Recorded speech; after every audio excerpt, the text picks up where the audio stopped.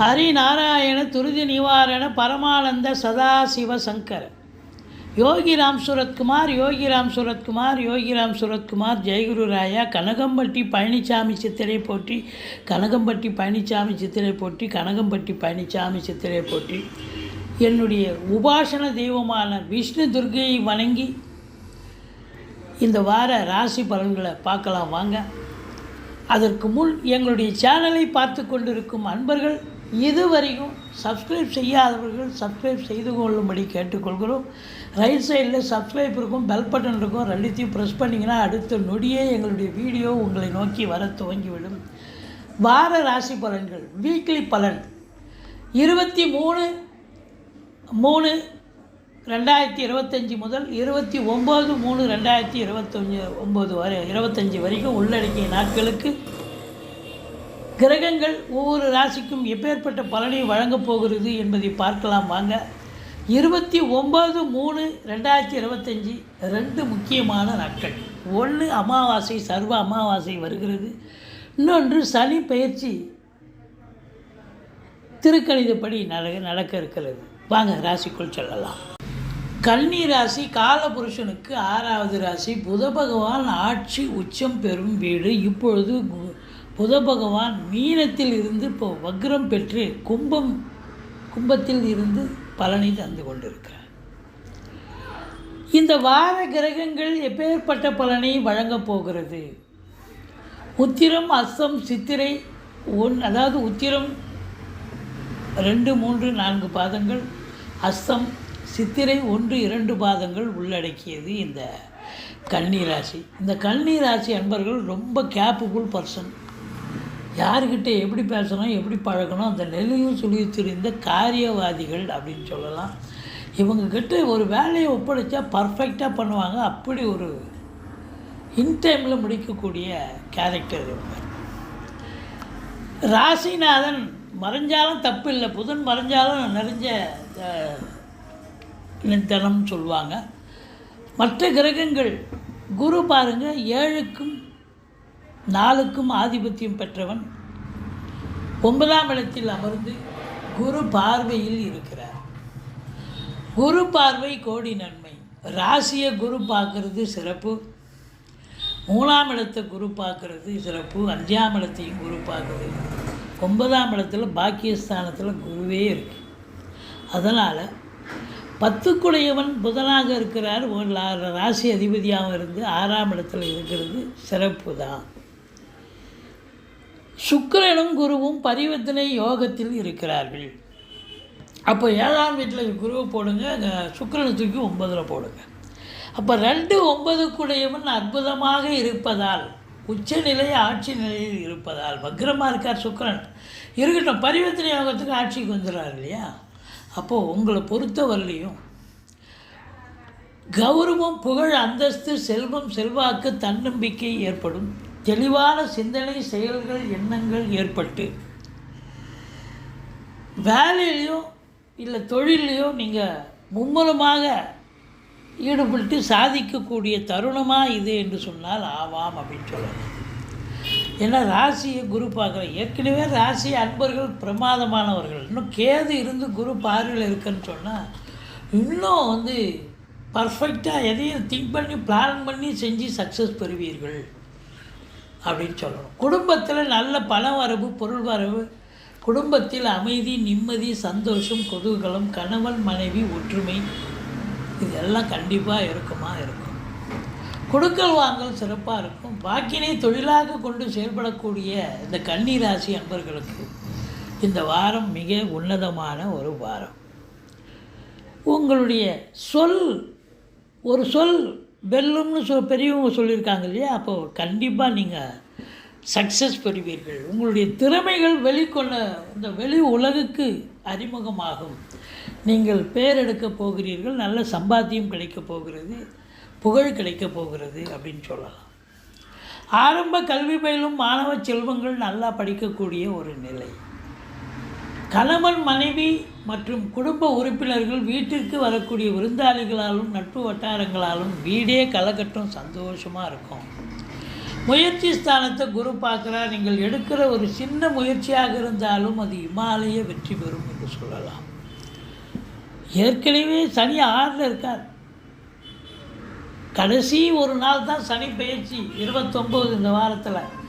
அப்போ 7ஆம் இடத்துக்கு போகிறார். இருந்தாலும் 6ஆம் இடம் வெற்றி ஸ்தானம் அல்லவா. அப்போது நீங்கள் வேலை பார்க்குற இடம், தொழில் பண்ணுற இடம், உத்தியோகம் பார்க்குற இடத்துல யாரும் உங்களை எதிர்த்து யாரும் சொல்ல முடியாது, பேச முடியாது. அதற்கு மாறாக உங்களுக்கு ஆதரவாக செயல்படுவார்கள். இளைய சகோதர சகோதரிகளால் நன்மைகள் உண்டு. குறுகிய தூர பயணத்தால் நன்மைகள் உண்டு. மற்றபடி இந்த 11ஆம் இடத்து அதிபதி சந்திரன் உங்களுக்கு எங்கே இருக்கார் பாருங்கள். வார ஆரம்பத்தில் தனுசில் இருக்கார். அப்போது தொட்டதெல்லாம் தொடங்க போகிறது. குடும்பத்தில் நல்ல பண வரவு, பொருள் வரவு, வீடு வாங்க, வீடு கட்ட, வீடு ஆல்ட்ரேஷன் பண்ண, இப்படி ஏதாவது ஒரு வேலை எடுத்துக்கிட்டு போவீங்க. பூர்வீகம் சம்பந்தப்பட்ட விஷயங்கள் உங்களுக்கு அனுகூலத்தை தரும். பிள்ளைகளால் ஏற்றம் உண்டாகும், பிள்ளைகளால் முன்னேற்றம் உண்டாகும். அவங்களால கௌரவம், புகழ், அந்தஸ்து வெளிப்பாடாகும். சீட்டாட்டம், race, lottery, speculation, online business போன்ற பண்ணக்கூடியவர்களுக்கு இந்த வாரம் உன்னதமான ஒரு வாரம். சந்தோஷமாக இருக்க போகிறீங்க. சந்தோஷத்தில் ஒரு இம்மி அளவு உங்களுக்கு குறைய போகிறதில்லைங்க. மற்றபடி 7ஆம் இடம் சுக்கிரன் இருக்கார். குரு 5, அதாவது 7 சிறப்பாக இருக்குது பாருங்கள், ரொம்ப சிறப்பாக இருக்குது.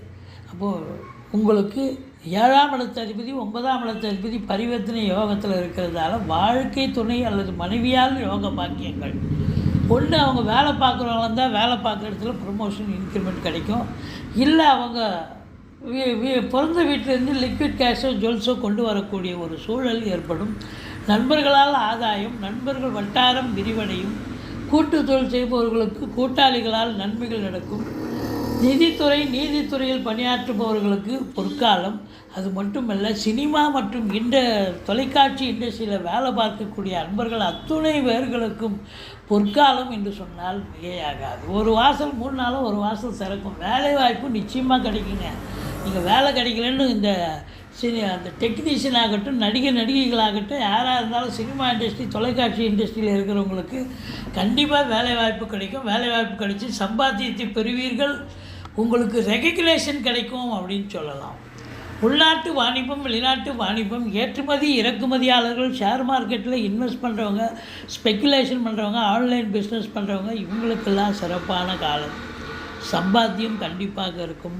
வங்கிகளில் பணிபுரிபவர்கள், அரசு, அதாவது இன்சூரன்ஸு, ஃபைனான்ஸு, மற்றபடி உங்களுக்கு இந்த சுக்கிரனுடைய ஆதிக்கம், இன்டீரியர் டெக்கரேஷன், அழகு ஒப்பனை நிலையம், பெயிண்டர்ஸு, ஆர்டிஸ்ட்டு, இவங்களுக்கெல்லாம் கூட வேலைவாய்ப்புகள் கண்டிப்பாக சூப்பராக கிடைக்கும் அப்படின்னு சொல்லலாம்.